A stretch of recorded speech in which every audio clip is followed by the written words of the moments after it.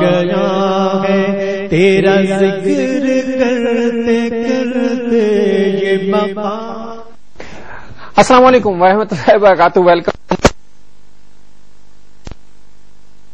کیوں رہا ہوں میں ہنس نہیں رہا ہوں، میں اصل میں اس بات پہ ہنس رہا ہوں کہ جو مسئلہ ہی نہیں ہے اسے ہم نے اتنا بڑا مسئلہ بنایا ہوا ہے. یہ جو گفتگو کہ کوئی ایسا مسئلہ نہیں ہے، کوئی بڑا اختلاف نہیں ہے. مفتی صاحب ایک سوال میں نے ادھر کیا تھا اور بات چونکہ آگے نکلی، میں آپ سے پوچھنا چاہوں گا کہ بھئی دو چیزیں رسول اللہ صلی اللہ علیہ وسلم ہمارے چھوڑ گئے ہیں، ایک کتاب اللہ کی، ایک اپنی سنت. تو بس یہ ہدایت کے لیے کافی ہیں. کچھ حضرات کا یہ دلیل ہے ان کے پاس کہ جب یہ ہدایت کے لیے کافی ہے، تیسرے کا تذکرہ تو نہیں ہوا. فقہ جو ہے وہ تو تیسرا شعبہ ہے. اصل میں بات یہ ہے کہ کسی بھی قرآن کی آیت یا احادیث کو باقی تمام احادیث اور آیت اور حکم الہی سے نہیں دیکھا جائے گا. اگر کسی حدیث میں ایک جگہ پہ یہ ذکر مل جاتا ہے ترکت فیکم امرین، میں تمہارے درمیان دو چیزیں چھوڑ کے جا رہا ہوں، صحیح، اگر تم اس کو تھامو گے تو گمراہ نہیں ہو جاؤ گے، کتاب اللہ سنت رسول.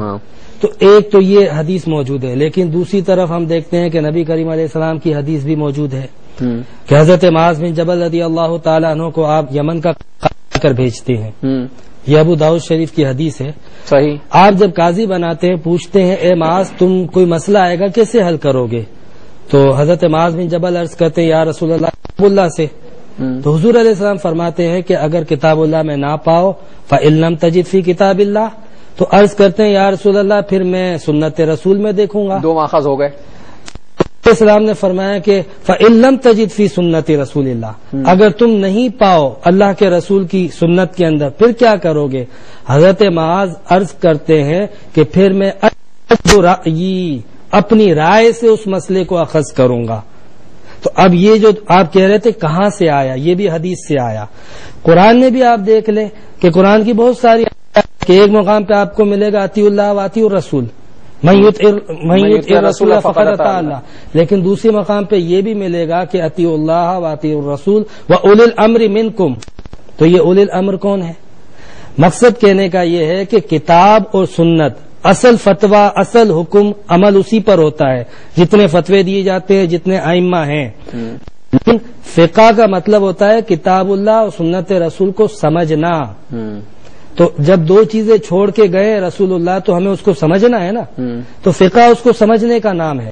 جب آپ اس کو سمجھیں گے اس میں سے مسائل کو اخذ کریں گے. اور بڑی اہم بات جس کو لوگ نہیں سمجھتے ہیں اور بڑے بڑے ائمہ کی تقلید کا یا ان کی اطاعت کا انکار کر دیتے ہیں، فقط آیت کو یا حدیث کو کا حکم ہے قرآن میں، اطیع الامام کا حکم نہیں ہے.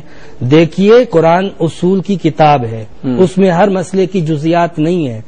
پھر جب درپیش آتا ہے حضرت عمر فاروق رضی اللہ تعالیٰ عنہ کے دور خلافت میں فتوحات کہاں تک پہنچ گئی تھی، حضرت امیر معاویہ کے دور خلافت میں فتوحات کہاں تک پہنچ گئی تھی. تو دور دور بلاد پھیل چکا تھا، خطہ زمین پھیل چکا تھا، ہر خطے کے نئے نئے مسائل، نئے نئے طبقے.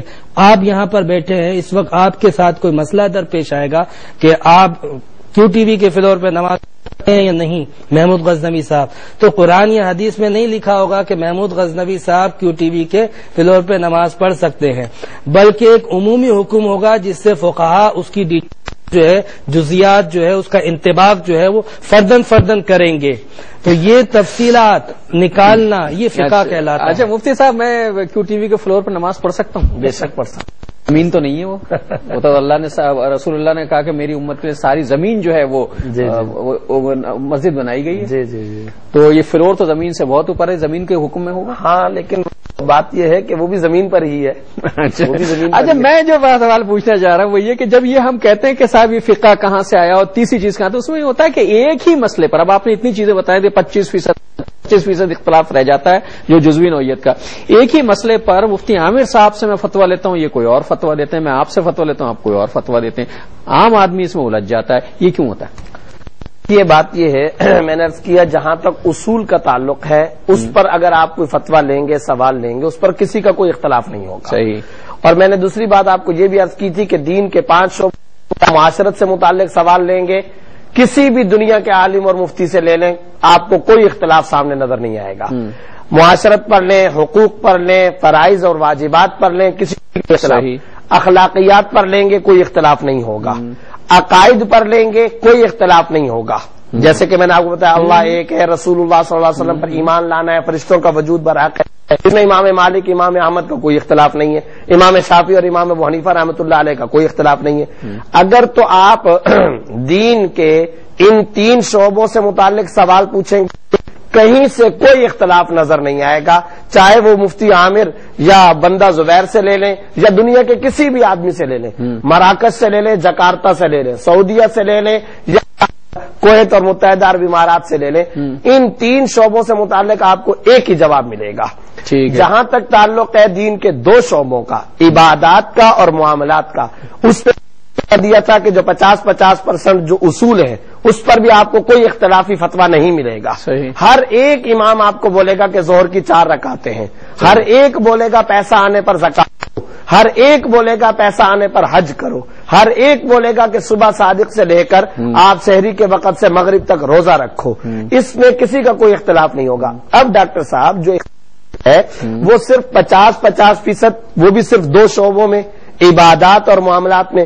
اس میں بھی میں نے عرض کیا کہ 25% میں اختلاف ہے اور 25% جو اختلاف ہے وہ افضل و غیر افضل کا ہے.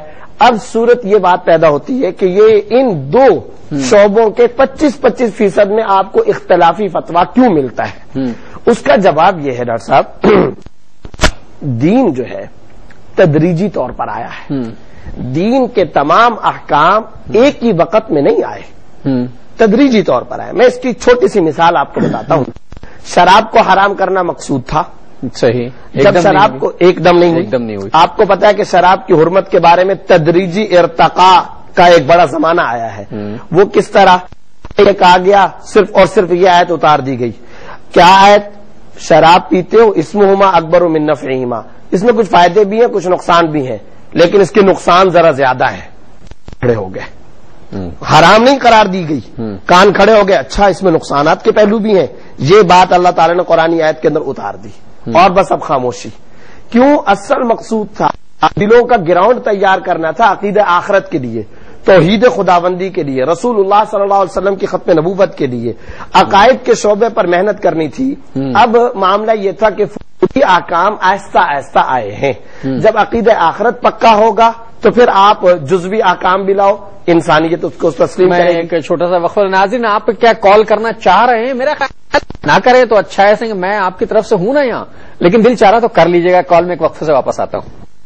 کوئی گفتگو لب پر تیرا نام آ گیا ہے، تیرا ذکر کرتے کرتے یہ مقام